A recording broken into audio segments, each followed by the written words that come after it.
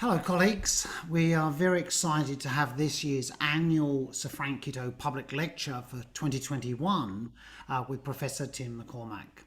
Tim, first of all, I would like to acknowledge the land that I'm sitting on. We are on Anawan land here in Armidale, and I believe you are in Lutruwita land in Tasmania.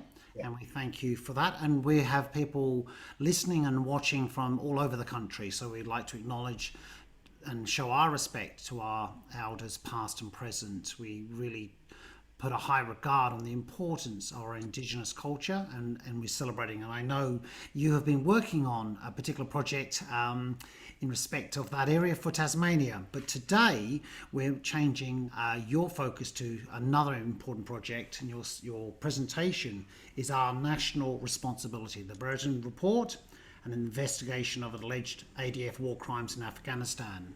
Of course, Tim is known to many of the people on this seminar. He's a professor of international law at the University of Tasmania at the law school, as well as being a professorial fellow of the Melbourne Law School. He has been a special advisor on war crimes to the prosecutor of the International Criminal Court in The Hague. He's done many other things, and I think we are very pleased that you take the honour, and you are following in rather large footsteps. Professor Hilary Charlesworth last year gave the Kitto lecture, and of course she has recently been elected to the International Court of Justice, so who knows what is next for you, Tim. But we're very much looking forward to. Now, can I just one little reminder, if you have questions for Tim, and we have built in some time for that, please put it into the Q&A button at the bottom of your screen rather than the chat button. It just helps us keep it orderly, and we will handle those questions. And Associate Professor Greg Kahn, who puts together our Kirby seminar series as well as our special annual Kitto lecture, will handle those questions with Tim. So Tim, over to you. Looking forward to your words very much indeed this year. Thank you. Thanks very much, Dean Adams. I would also like to acknowledge the traditional owners of the land. I sit in Hobart today, and I acknowledge the Muanina people as the traditional owners of this western shore of the Derwent Estuary. I pay my respect to their past elders, and I lament the tragic reality that I cannot pay my respects to their elders present and emerging, because here in Van Diemen's Land, the combination of violent dispossession and communicable disease introduced with colonisation was so overwhelming, so comprehensive, that the Muanina were obliterated, and we know of no descendants of them. Fortunately for us in Tasmania, in Lutruwita, Trawana, Tasmania, a remnant of our Palawa people survived. And through tremendous resilience, that happened particularly in the offshore islands in Bass Strait, and those people faithfully handed down to successive generations their cultural, linguistic, legal and spiritual traditions. And their descendants continue to make a profound contribution to the life of Tasmanian society. To their elders, past, present and emerging, I pay my deepest respects. I also want to acknowledge the Naiwan as the traditional owners of the land in Armidale. Sorry, I can't be there physically present today. Hopefully we can rectify that. And with you, Dean Adams, to all of those around the rest of the country, let us acknowledge that they too sit or stand or whatever they're doing, kneeling on the land of Aboriginal and Torres Strait Islander people. It's a huge privilege to deliver this annual Sir Frank Kitto lecture, a lecture in honour of him. I only knew him as an undergraduate student as Kitto J throughout the years of my LLB studies, as we looked at and learned about different judgments of the High Court. Not every Australian university has a former Justice of the High Court as Chancellor, and UNE Law School is right to honour Sir Frank's memory in this way. Before I get into my subject matter for today, I just want to make a number of personal disclaimers. I am still the Special Advisor on War Crimes to the Prosecutor of the International Criminal Court, but today I am appearing in my personal capacity, certainly not representing the Office of the Prosecutor, and nothing that I say can be attributed to to him or to his office. And also for the Office of the Special Investigator, I've been doing some training for investigators. I'm proud to have that involvement, but I am not representing the Office of the Special Investigator, and nothing that I say today can be attributed to that office. To the extent that I refer to Maj Gen Brereton's report, I only do so in relation to the redacted version released to the public. I've never had access to the unredacted version, nor should I, because there is no reason for me to do that. The 19th of November 2020 is indelibly etched in my memory, and I'm sure it is in many of yours. That was the day that General Campbell, as Chief of Defence Force, announced the public release of the redacted version of Major General Brereton's report. General Campbell summarised the key findings of the report, indicating that General Brereton had found there was credible information to confirm 25 separate incidents of serious violations of the law of armed conflict, involving 39 unlawful killings or murders and 2 incidents of cruel treatment. General Campbell was rightly sombre and remorseful because he was confirming the egregious and shameful nature of conduct we've been hearing about in the media for some time prior to the release of the report. Major General Brereton, in fact, had referred to one incident that he described as possibly the most disgraceful episode in Australia's military history. No question about the severity of the subject matter. No previous Chief of the Defence Force had ever publicly announced findings of such egregious violations of the law of armed conflict, and this was truly an unprecedented event. The Australian Defence Force has always previously enjoyed a deserved reputation for respect for the law of armed conflict, and here, then and now, we are confronted with an apparently growing culture of impunity for war crimes by our own venerated elite special forces. So let me make some observations about the significance of the Brereton report before I then go on to talk about some consequences that flow from it. Major General Brereton was directed by the Inspector General of the Australian Defence Force to undertake a fact-finding inquiry and not a criminal investigation. General Brereton had powers equivalent to a royal commission in that he could compel witnesses and the production of evidence, and also vary the terms of reference of his inquiry if he felt he needed to do that. But one consequence of these powers is that witnesses' evidence cannot be used in civil or criminal proceedings against either the person who provided it or any other derived way in which it subsequently has become available. This is the so-called immunity and derived use immunity that attaches to those who appeared before the Brereton inquiry. That inquiry was intended not only to ascertain whether there has been misconduct, but equally to exonerate those who may have been affected by unsubstantiated rumours and allegations.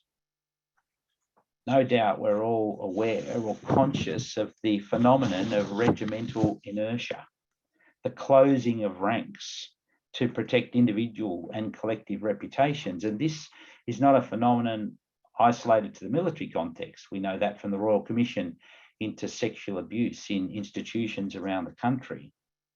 General Brereton managed to crack the code of silence within the elite special forces as a consequence of his meticulous and thorough inquiry, and so in the process to expose this insidious conduct. And in my view, the nation owes him a debt of gratitude for achieving that. On the 12th of November 2020, so 7 days before General Campbell appeared before the media to make his public announcement, Prime Minister Morrison announced the establishment of the Office of the Special Investigator.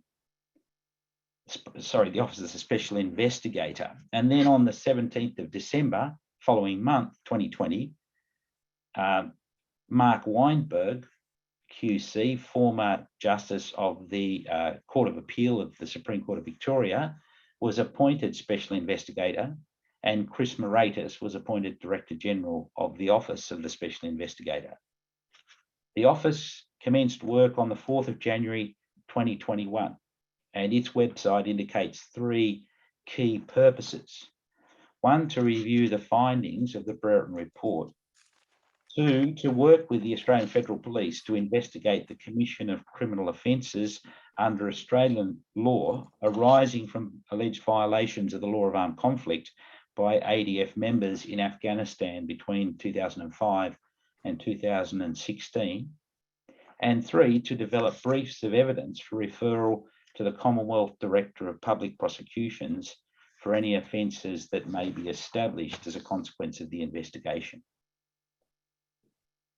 Let me make some observations about Australia's national responsibility to investigate alleged war crimes. As a state party to the 4 Geneva Conventions of 1949 and also Additional Protocol 1 to the 4 Geneva Conventions of 1977, Australia has treaty obligations, and the treaty obligations are replicated in all 5 of those major multilateral treaties, major for the law of armed conflict. We have treaty obligations to investigate alleged grave breaches of the respective treaty regimes. So we're talking about certain category of serious violations of the law, and we're warranted to either prosecute or extradite to another country for prosecution anyone allegedly responsible for such grave breach. Now, those treaty obligations have been implemented into Australian domestic law by virtue of the Geneva Conventions Act of 1957, subsequently amended in 1991, to implement obligations under Additional Protocol 1 following Australian ratification of that 5th multilateral treaty.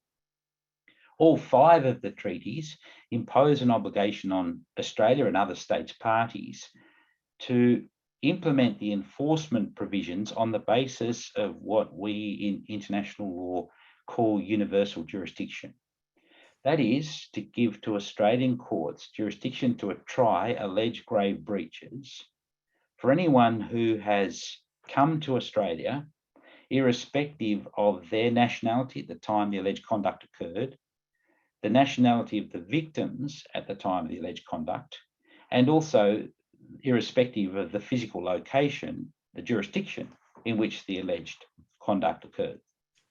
So the legislation gives effect to Australia's international treaty obligations.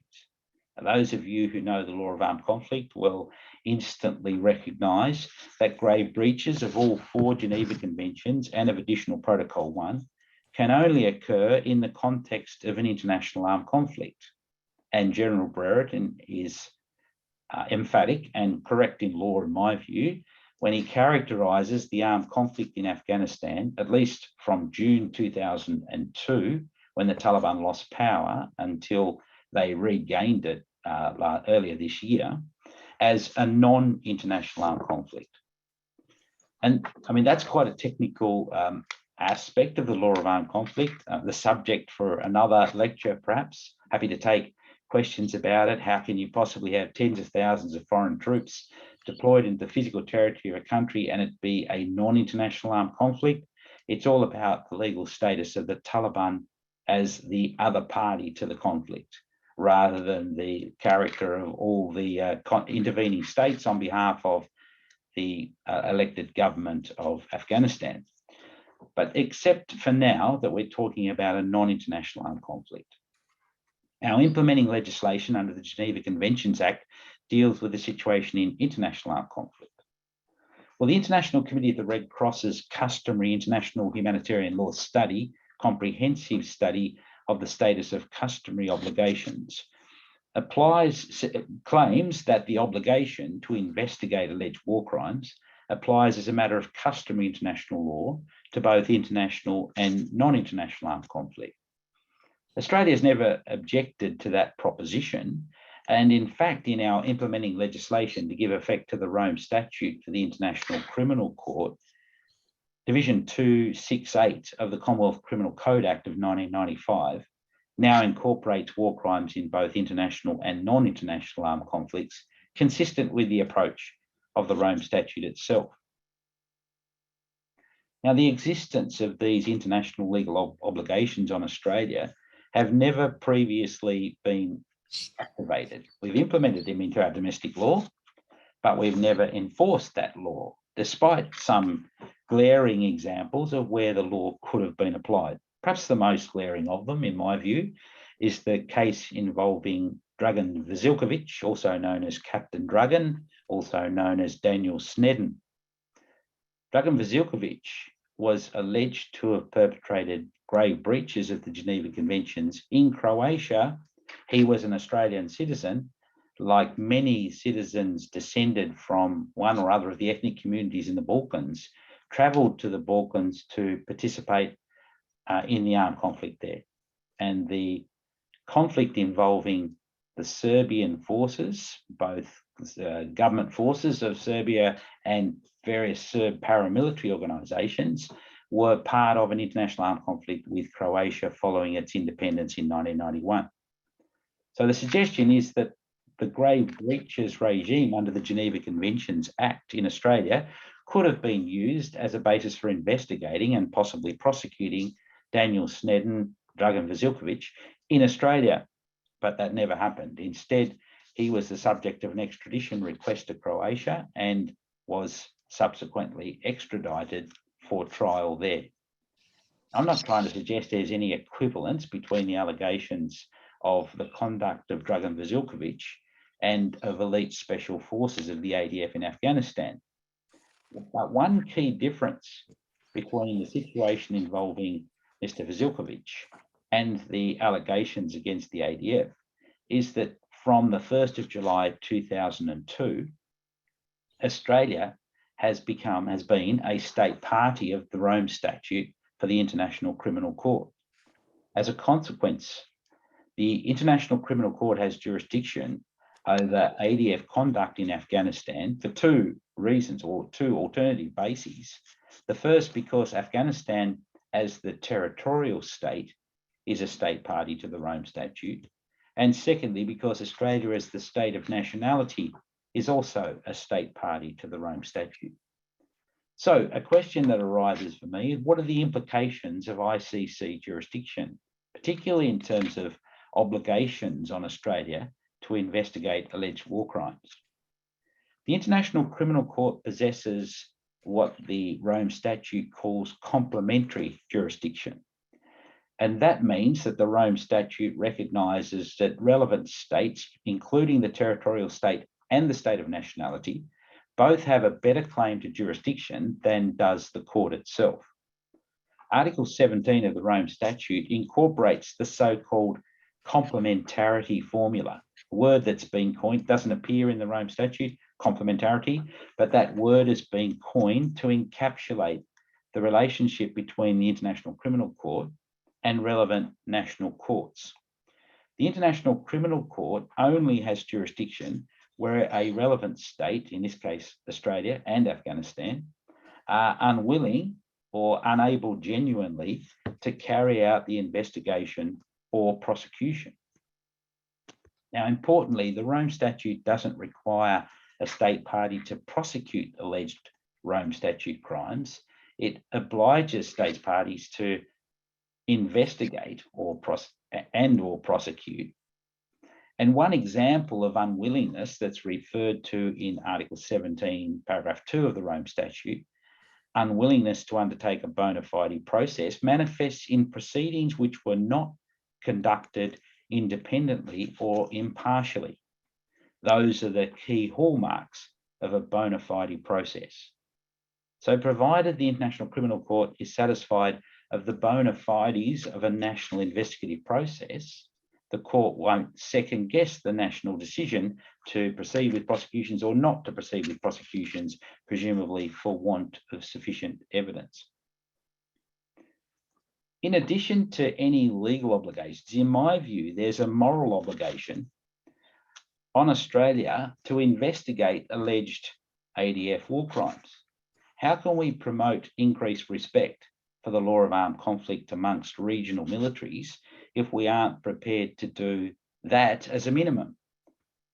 But if the international legal obligations and the moral obligations combined don't provide sufficient incentive, and what we need to add to the equation, if you like, the calculus, to tip the balance in favour of Australia taking a rigorous and bona fide approach to investigation, is the possibility of ICC, International Criminal Court scrutiny, then I'm happy to take that.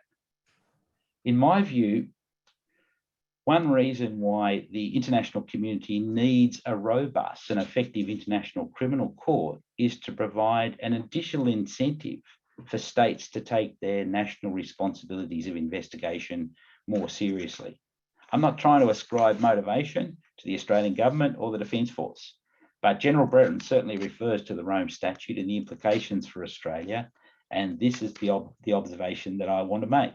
Perhaps becoming a state party to the Rome Statute, the existence of the ICC, and the possibility of ICC scrutiny adds an additional incentive to Australia to take seriously the responsibility for national investigation. If that's the case, good on the ICC. So what about investigative challenges? Now that the Office of the Special Investigator has been established, it's undertaking its work. I think there are a number of things, perhaps some observations that could be made about some of the challenges that the Office faces. The first of those are in relation to the gathering of evidence in Australia.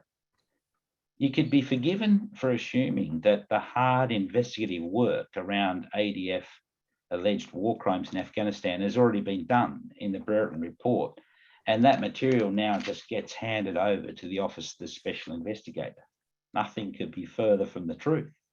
This issue of immunity and derived use immunity precludes that from happening.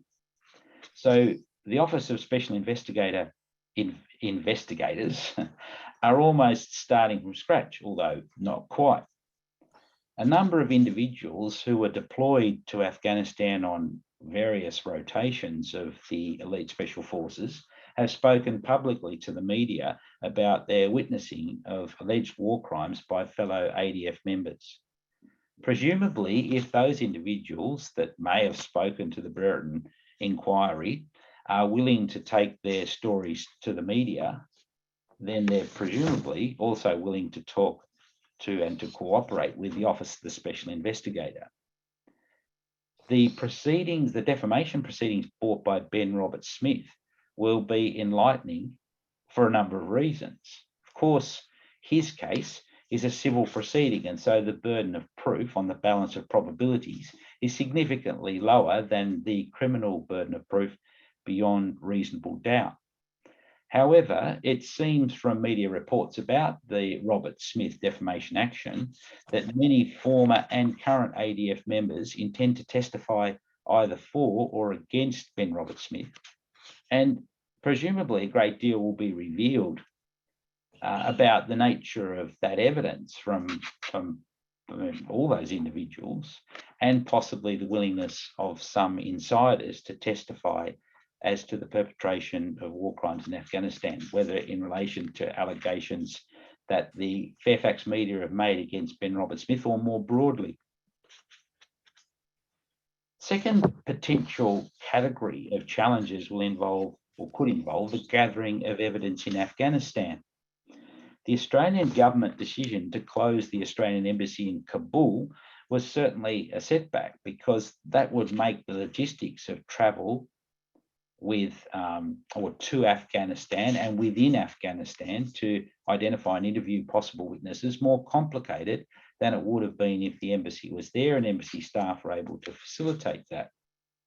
I might be naive about the following observation, but the Taliban, now back in power, may well want to assist the Office of the Special Investigator in the gathering of evidence in relation to alleged ADF war crimes. And so in the medium to longer term, when the political situation settles down in Afghanistan, perhaps some facilitation may still be possible. Maybe that potential challenge isn't insurmountable. The third category of challenge, though, is who to investigate. And of course, the nature of the investigative process is to consider the incidents and to determine who is most responsible for them.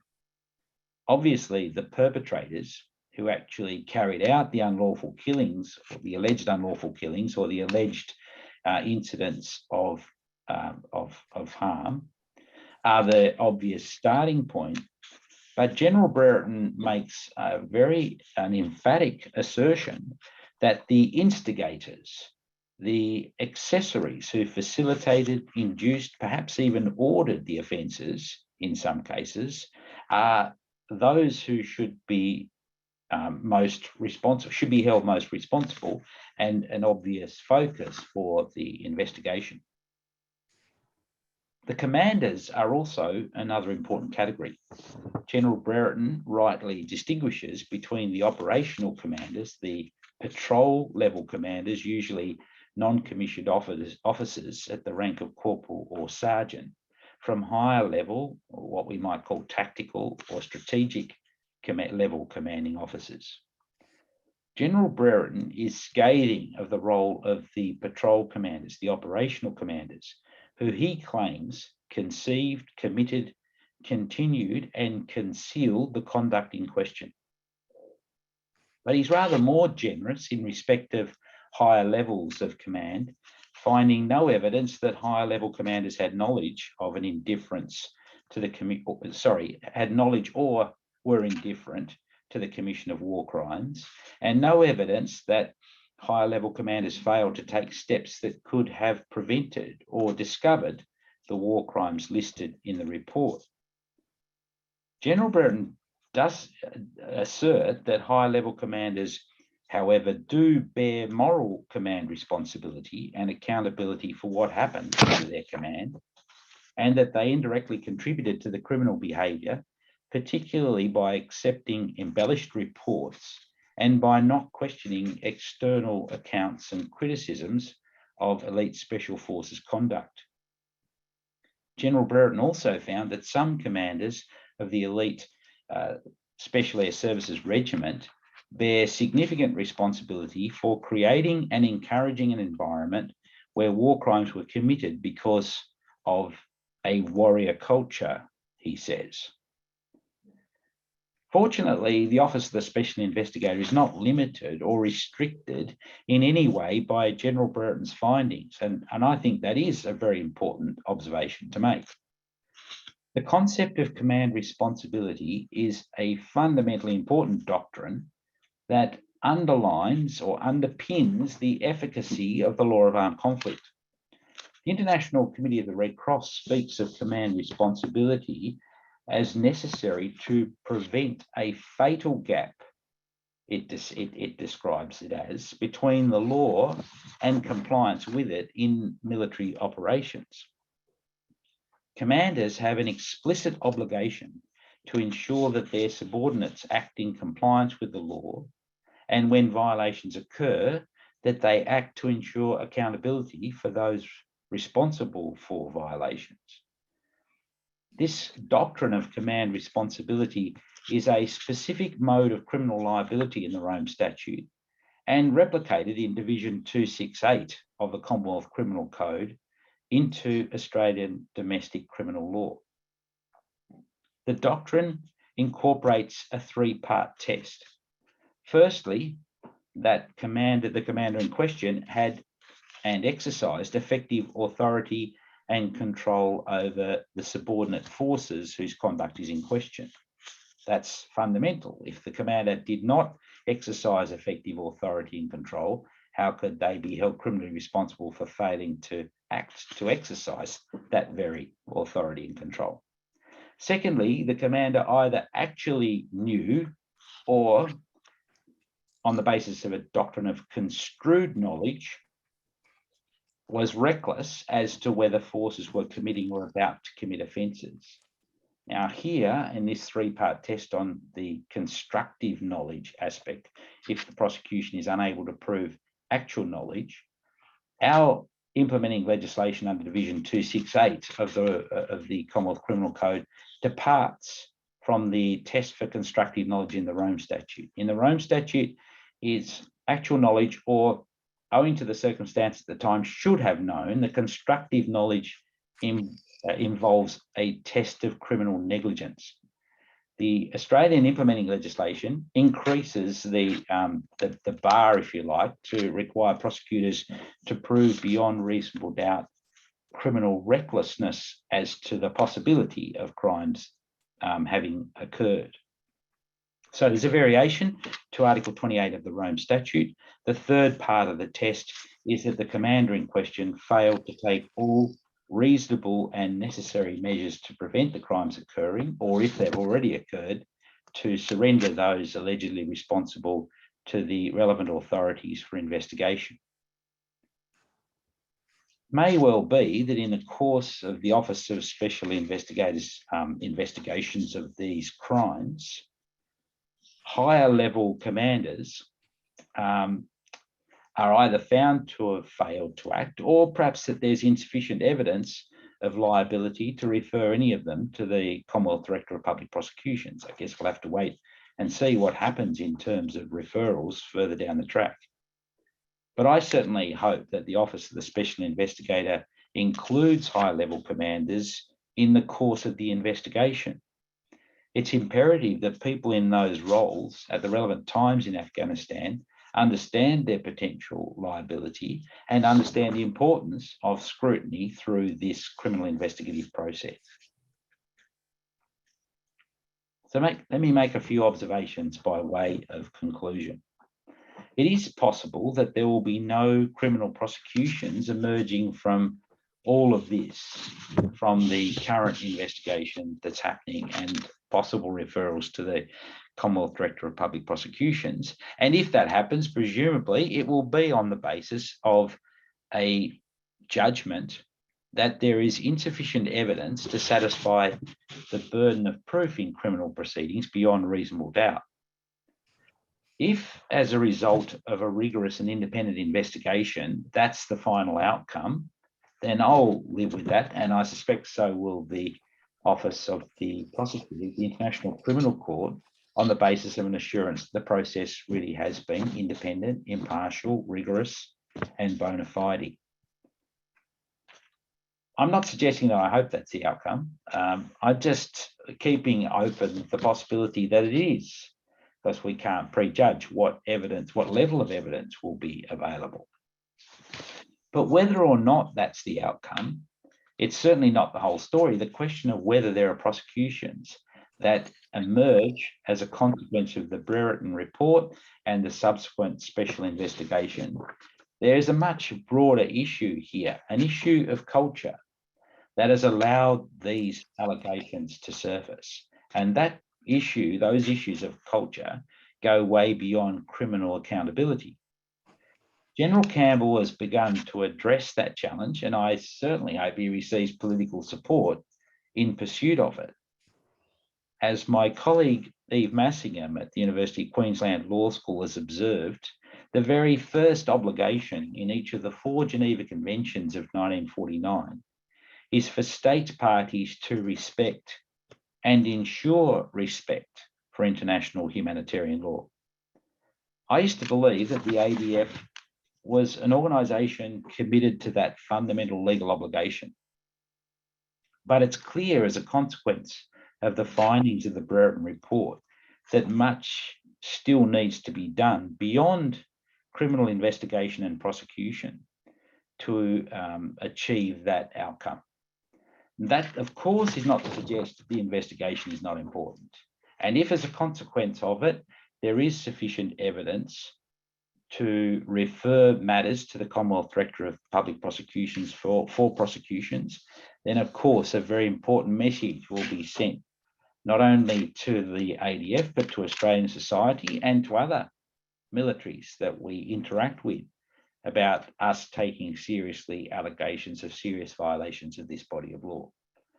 In addition, we must, the ADF has to work hard, has to demonstrate and to manifest vigilance on a daily, weekly, monthly basis to ensure that we don't experience the same thing happening again at some stage in the future. Thanks very much. I'm really looking forward to some question and answer time. Thanks for a lot for that, Tim. That's a very detailed and expert and careful unpacking of the issues at play arising from the Brereton report. And I'm particularly captivated by your closing comments that this obviously goes beyond criminal accountability and criminal law to actually deeper issues of culture. So we've got a very strong symbiotic relationship between culture and ultimately at the higher level criminal accountability. So that's something also to watch out for. So we have one question, but people, if people attendees do have questions, please just type them in the Q&A box. And we have a question, Tim, you can see that, I guess, but I'll read it out as well. In the light of the comments of possible influence of the Rome Statute, what are your views on the handling of the 12 February 2009 Commando incident? Thanks for the question, Sabina. It's a great question. And in relation to that incident, I need to disclose for the purposes of transparency that I was engaged by the defence to provide advice in relation to the laying of charges against the two commandos involved in that incident. Perhaps a couple of things to say about it. I believe that that particular incident, and perhaps for the purposes of the audience, Greg, it might be good just to briefly summarise the allegations. The two commandos in question were part of a night raid in Afghanistan in 2009 that involved going into a compound to check on the, well, in the belief that there was hiding in the compound a particular insurgent member of the Taliban wanted by the coalition forces. And when the commandos entered the compound and began their search of the various rooms, they encountered live fire, it turned out from an AK-47 inside one of the rooms. And the sergeant in question ordered the posting of a grenade into the room, consistently with the training that all the members of the force deployed in Afghanistan undertaken, and consistently with the rules of engagement. The firing didn't stop when the first grenade was posted, and so the sergeant ordered a second grenade to be posted into the room, and when that happened, the firing did stop. There's certainly some allegations about screaming from inside the room, and the prosecution case focused heavily on the posting of the second grenade, because the allegation was that the two individuals, the sergeant who ordered the posting of the second grenade and the lance corporal who actually threw the grenade into the room, were both guilty of manslaughter by negligence pursuant to the AEDT Crimes Act. Tragically, the individual firing the AK-47 was not the insurgent in question, and was the husband and father of the children in the compound, defending himself against intrusion. So this was and I should also add that as a consequence of the posting of the two grenades, a number of civilians, women and children, as well as the adult male who was firing the gun, all died of the injuries that they received from the grenade blast. So there was a tragic loss of civilian life, no question about that. And these two commandos who I helped defend were both charged with manslaughter by criminal negligence. Now, they were not charged under Division 268 of the Commonwealth Criminal Code. The Director of Military Prosecutions, who laid the charges against them, chose not to use Division 268 or allege a war crime, but instead charged both commandos under the AEDT Crimes Act, which the Director of Military Prosecutions was entitled to do, because under Section 63 of the Defence Force Discipline Act, the criminal law that applies to the conduct of ADF members on deployment overseas is the law applicable in the Jervis Bay Territory, Naval Base in New South Wales. The law applicable there is the law is the Commonwealth criminal law, the law applicable, criminal law applicable in the ACT, which includes the ACT Crimes Act, and of course the Commonwealth Criminal Code. Now, one issue that I had with the nature of the charges was that in the Rome Statute, Sabina's question is in the light of the implications of Australia being a state party to the Rome Statute. What do we make of the way that the charges were handled in relation to this 2009 incident? So, under the Rome Statute, there is no basis on which an individual can be criminally responsible for an offence on the basis of negligence. The only exception to this, so all the substantive crimes, genocide, crimes against humanity, and war crimes in the Rome Statute in Articles 6, 7, and 8, respectively, of that document, require either intent or knowledge as to the consequences of the likely conduct, and negligence. So at minimum, criminal recklessness. And negligence is not a permissible standard to hold someone individually criminally accountable. The only exception to that is the test for military command responsibility in Article 28A of the Rome Statute, where military commanders, on the basis of construed knowledge, can be criminally accountable if the other two arms are met, with failing to act in a way that a reasonable commanding officer in the same circumstances would have acted. So, owing to the circumstances at the time, should have known that their subordinate forces were committing Rome Statute offences, or if they have already, handing them over the relevant authorities for investigation.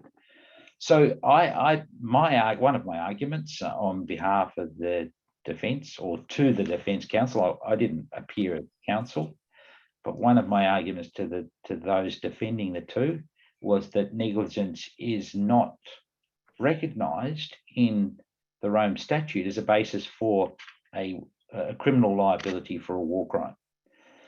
And yeah, I mean, I've stated my views publicly about the nature of those charges, and I mean, look, I think there's quite a significant difference actually between the allegations in relation to the 2009 incident, which was an incident conducted in the course of the conduct of military hostilities, and what General Brereton focuses on and says explicitly is not involving the conduct of hostilities, because all the incidents that he refers to are outside the heat of battle, if you like.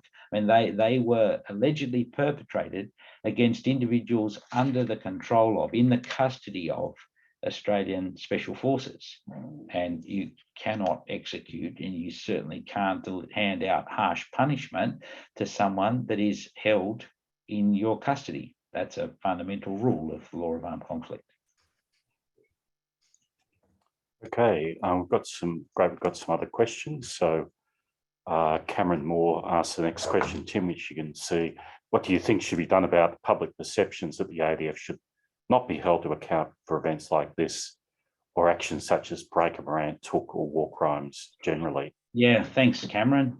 Great question. You'd have your own views about what should be done about it, but I've lost track of the number of conversations that I've had on the beach, Nutgrove Beach, beside the Derwent River, walking my dog on a daily basis, or at the friend's pool, the friend's school aquatic centre, people in change rooms saying to me, "What the fuck do you think you're doing?" And it's all very well for you as a professor of international humanitarian law to be passing judgment on what Australian Defence Force members are doing, but how can you do that? You've never been deployed in battle. How would you know what it's like? I understand that argument and that perception. My answer has consistently been that yes, that's correct. I've never been on deployment. I'm grateful perhaps that I haven't. But for me, the most telling thing about the allegations that have been made and why we need to take them seriously is that members of the SAS themselves have gone public to say that they have been traumatized by what they've witnessed or what they've been subjected to, because they know that what happened was wrong, was in serious violation of the law, was inconsistent with our rules of engagement and everything we've been trained to understand about the fact that murder of a person under your control is a war crime. So for me, that's the sort of critical issue here, that we have members of the elite special forces prepared to go into the media to say what happened, cross the line in the sand. I don't know what the nature or character of the conduct was that led General Brereton to describe it as possibly the most shameful episode in Australia's military history. But given what is not redacted in his report about the nature of certain incidents, must have been pretty shocking. And yeah, that for me is a message that needs to be communicated as often and as clearly and as unambiguously as it can be. Thanks, Tim, for that one. So the next question is from Monique Formia. You observe that there's been political support for civilian investigation. Given the process is likely to take some time, do you foresee any waning of political support? Peter Dutton, for example, has already walked back from some of the recommendations in Brereton. What will be the implications of a lukewarm political support for the investigation process? It's an excellent question, Monique. Thanks for asking it. And I've thought about it a lot. I feel ashamed for General Campbell to be thrown under the bus, as he has been in a metaphorical sense, by having come out and on that day, 19th of November 2020, that I described, apologised to the victims and families of the victims of this conduct unreservedly, and then proceeded to say that all the recommendations that General Brereton has made will be implemented, including the stripping of the meritorious citation to the Special Operations Task Group, because this was collective, this is a team effort. I mean, General Campbell took some effort to explain that when ADF members are deployed, they are deployed as a team in a unit. And when some members, it might only be a minority of members, sounds like it is, but when some members of the unit engage in such egregious conduct, that is dishonouring to the entire unit. And unfortunately, everyone associated with that unit needs to have to wear the nature of that conduct. Now, you know, the fact that that decision's already been rolled back, well, was within weeks. I can't remember the exact day where Mr. Dutton announced and the Prime Minister announced that this decision wasn't a decision. In fact, we're just thinking about it, and then it's not going to happen. In response to public criticism of the decision, it's unfair to punish everybody because of the egregious behaviour of a few. That is a very good example of waning of political support. And yes, I mean, Monique, I guess in the back of my mind, I am concerned about the possibility that if several years into the investigative process, which is complex, time-consuming, the government of the day decides, you know, we've had enough of this, or if there's a few referrals to the Commonwealth Director of Public Prosecutions and charges are laid and trials are held, some stage there could well be the prevailing government of the day saying, you know, that's enough. And the way to undermine support for the work of the Office of the Special Investigator and also Commonwealth DPP in relation to their findings will be just to cut the funding, say that's it, not going to persist with this anymore. So I can't promise that won't happen, although I think there's a really important role for those of us who believe in the importance of this process to advocate for why it's important, explain that, and take every opportunity we have to do that. Right, we have several other questions, Tim. So regarding the ICC assessing whether the OSI's investigation is independent, bona fide and impartial, how do they do this? Would they become privy to all of the evidence collected by the OSI? Thanks very much for the question. I'm not sure exactly what the answer is. I've never been privy to a conversation in the office of the prosecutor between OTP staff of the ICC and national investigators about what do we need to see from you to satisfy us that the process you've gone through is a bona fide and rigorous one. And if I had been privy to that, I'm sure I couldn't disclose it because it'd be confidential. But my best guess is that there would be I don't believe there would be a handing over of all material, but I think I imagine that there would be a robust discussion about the process we went through, the sort of evidentiary material we gathered, where we thought that evidence pointed in terms of primary responsibility and possibly also secondary responsibility, and why we took the decision we did to refer the matter for prosecution or not because of a lack of sufficient evidence. And I do know that those conversations happen from time to time. I just never been based in The Hague when they have, and so haven't been privy to them. But yeah, I can't imagine any national investigator wanting to hand over the entire dossier of evidence to the ICC, say, you check it and tell me what you think. Okay, all right. So we have a question from Sue Wareham next, and that is, thanks for all your insights. Tim, could you please comment on the issue of compensation for the Afghan victims' families? Should this be done regardless of the outcomes of any investigations and done without delay? Yeah. Thanks, Sue. Nice to have you amongst the audience, and thanks for the question. You didn't miss anything by joining late. I didn't talk about the issue of financial compensation, but yes, it definitely should happen, and it should happen regardless of any outcomes for criminal accountability. And my understanding of the past is that there have been compensatory payments, especially where mistakes have been made or there's been damage inflicted in crossfire, if you like, between ADF members engaging with Taliban forces, where livestock might have been killed or civilians caught in that crossfire injured or killed or damaged to civilian property.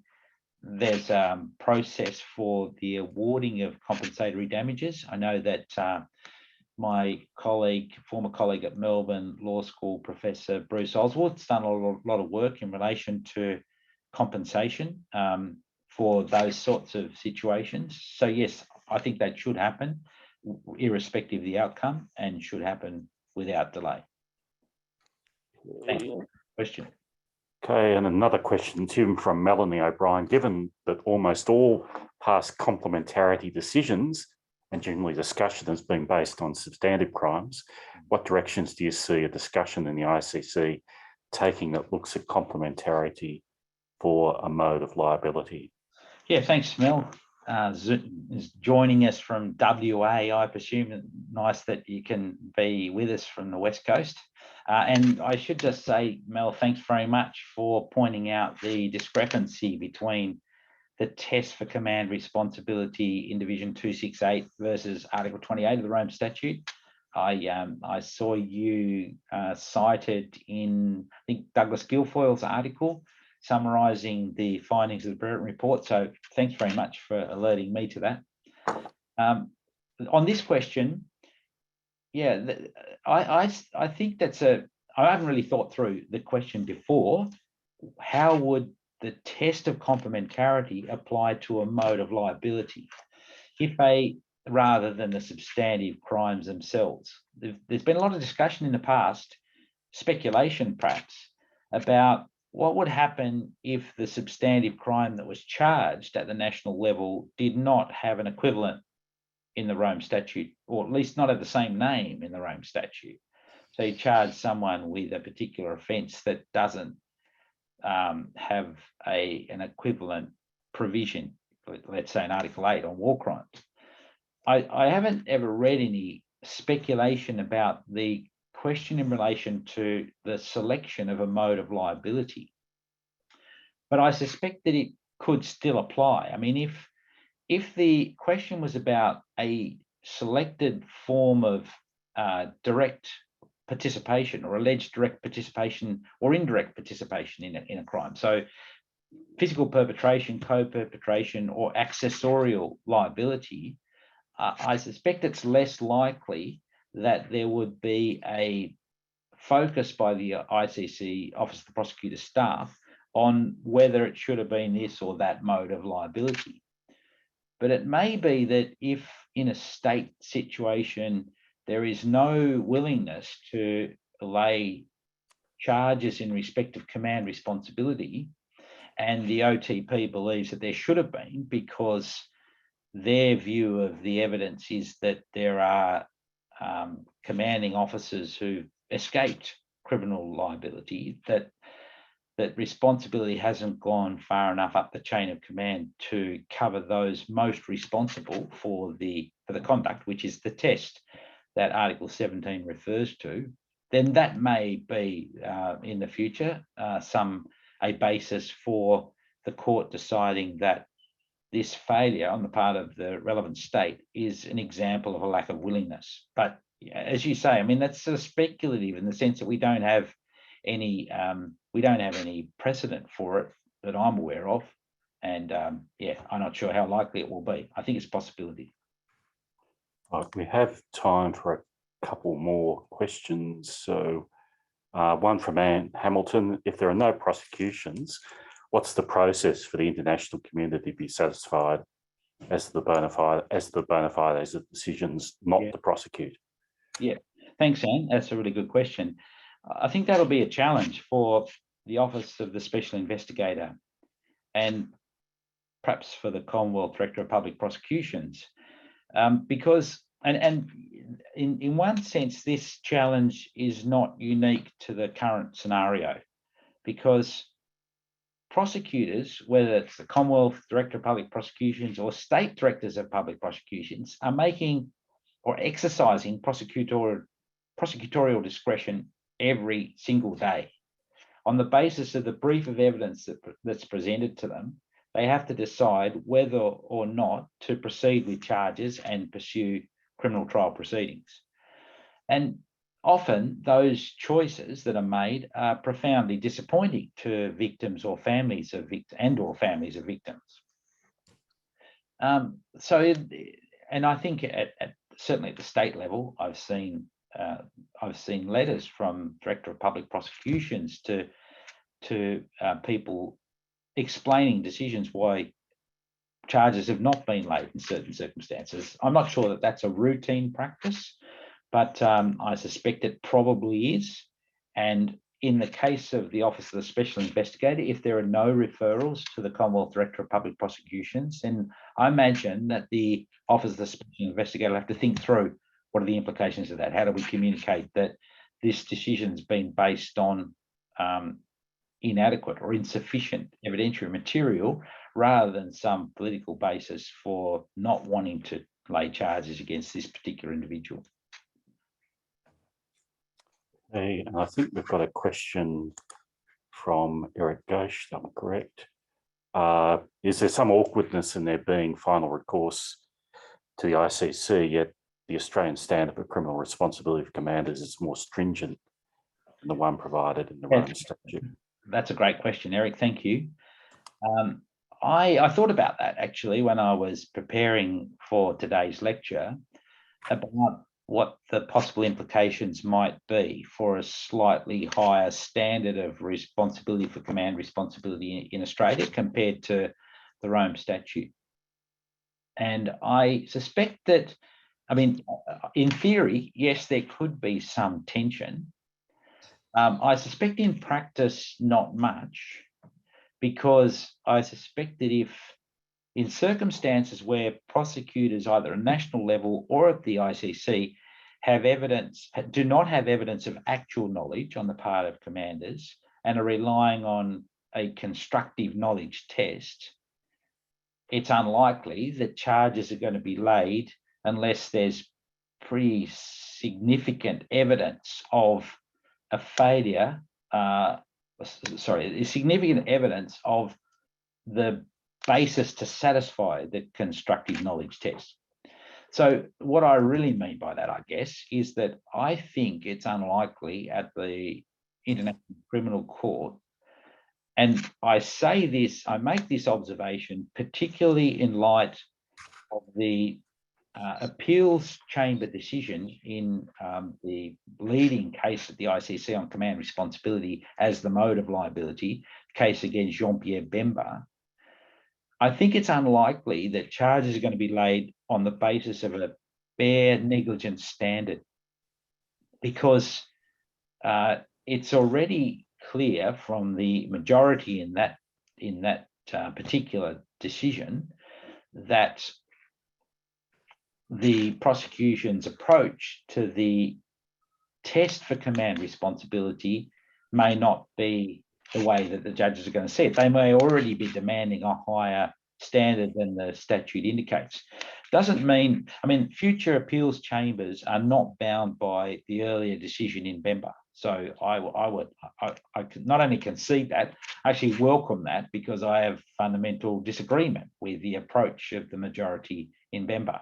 I mean, basically requiring the commander to be physically present rather than asking the question, did this commanding officer have effective authority and control? And if yes, what did they know about what was actually going on the ground?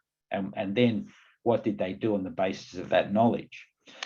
But I mean, I can't dismiss the question out of hand and say, no, it's nothing to worry about, because that's a sort of pragmatic, practical answer rather than an answer on the basis of the text, the difference, if you like, in the text of the tests for command responsibility in domestic law in Australia compared to the Rome Statute.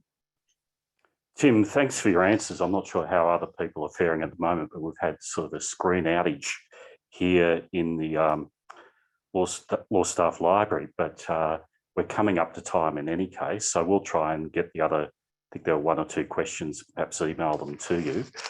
But can I say on behalf of the law school and everybody here today who's actually tuned in, we had something like 70 attendees, so we really appreciate your expert and detailed and long experienced insights into these broader questions and perspectives about international humanitarian law and international criminal law in the pressing issue of the alleged ADF war crimes in Afghanistan. And one of the interesting things, of course, is people like Minister Dutton are always, you know, ready to align themselves and sort of display the military when it suits their purposes, but critically, they're not so keen to actually give full support to these very important investigations. So we'll wait and see and how that pans out. But again, thanks very much for a really interesting presentation. I think we've all learned something, particularly those who are not experts in the area today. So thanks again, Tim. That's terrific. Thanks very much, Greg. Pleasure to be involved, and I hope that one day soon you won't be required to wear a mask when you're out and about. We've been mask-free in Tassie pretty much for 18 months and maybe taking it for granted a little bit, but I look forward to the day when we can be physically present to be able to, show me around your campus in Armidale and enjoy interacting with my colleagues at the law school there. That will be terrific, and particularly the very, very groundbreaking work you've been doing with Kate Warner in relation to the Indigenous consultation in amongst Tasmanian Aboriginal people. So thanks again, Tim, and we'll wrap things up there. So thanks everybody for attending. Appreciate your questions, which are really good. Yeah, and onwards and upwards to the next Kitto lecture next year. So thanks again, Tim. Yeah.